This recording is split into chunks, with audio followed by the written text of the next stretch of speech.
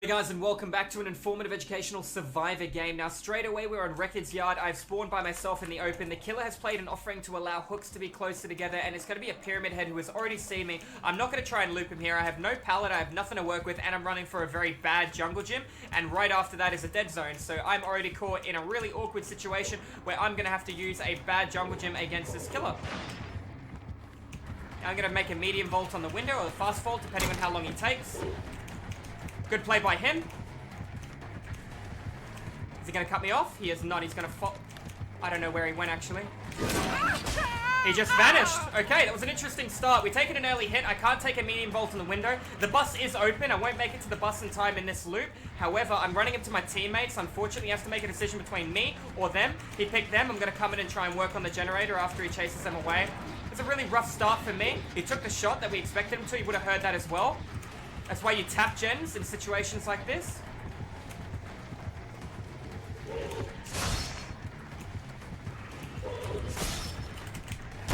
Managed to make the window for the god.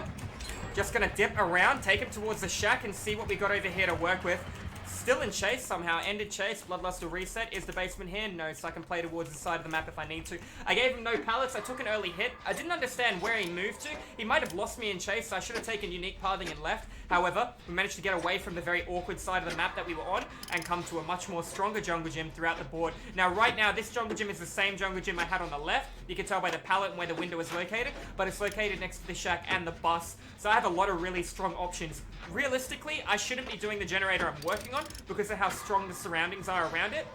However, based on the fact I'm injured, he's chasing somebody else, and I've already wasted about 80 seconds of the match, I think applying pressure to somewhere is very important. Now, you'll notice I preserved every jungle gym, which worked out in our favor. He's a little bit hesitant when he comes to his shot. When it comes to Pyramid Head, you move at 115% movement speed. When you stab your sword in the ground, and you do that pull-up animation, a really good Pyramid Head will be able to bait that action out, because while you're doing the start of the animation, you don't actually have a penalty to your movement speed. After you do the animation, your turning becomes horrible, so therefore you should be coming up to a pallet or a window, baiting the sword, and if a survivor goes through the window, you activate the animation and hit him. If he doesn't, you just, walk up and M1 him. Much like a Demogorgon Shred, but with more lethality that can go through a pallet and through a window. That is how you play a Pyramid Head to like the next level, and how you're going to be able to catch the really good players if you're playing that style. That being said, he also has an ability that when you run through the barbed wire, you will see barbed wire on your screen, and when you do see the barbed wire, basically this means he can send you to a cage, which counts as a hook,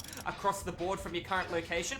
If you've already been hooked twice and under the effect of the barbed wire, he can press the control key to instantly moor you on your location.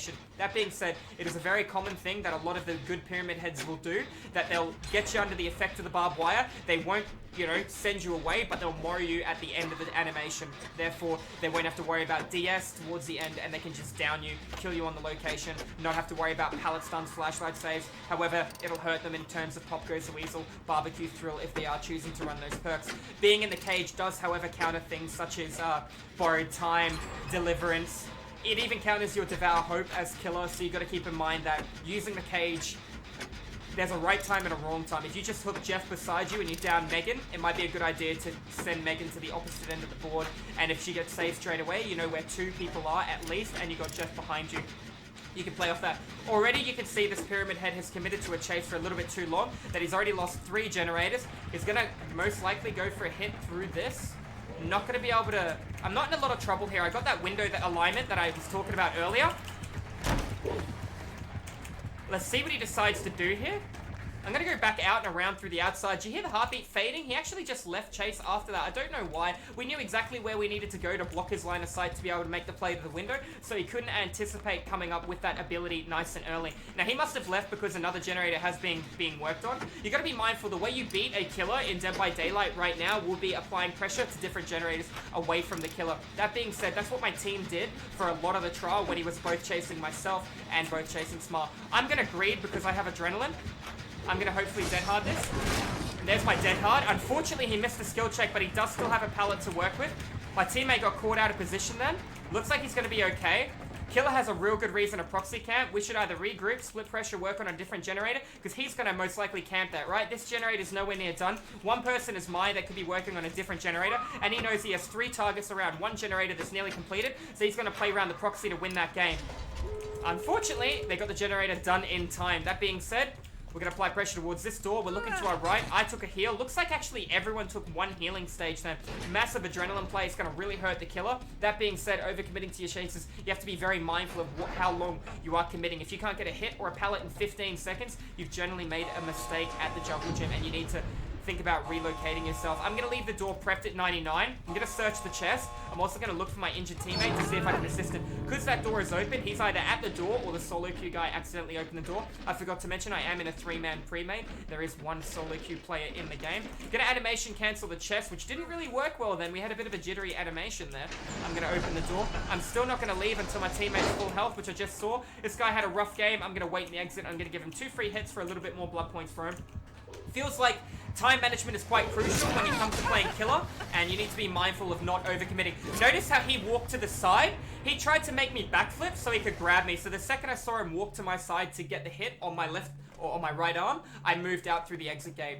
Because if you were to do a backflip, he'd be able to grab you and then, you know, take you to a hook. So because he tried to take that little bit of cheekiness, we decided we'd just leave a little bit earlier than anticipated at the end. Anyways, guys, GG's well played. If you're watching this informative, educational survivor game, make sure you hit that subscribe button. I do upload informative, educational Dead by Daylight content all the time to YouTube, and it'll be a pleasure to see you guys in the live stream where I stream Dead by Daylight 5 days a week over at Twitch. Make sure you pop in if you think you know everything about DVD. You can help me to teach the people that don't. Anyways, guys, thank you all for watching the video, and I'll see you in the next one.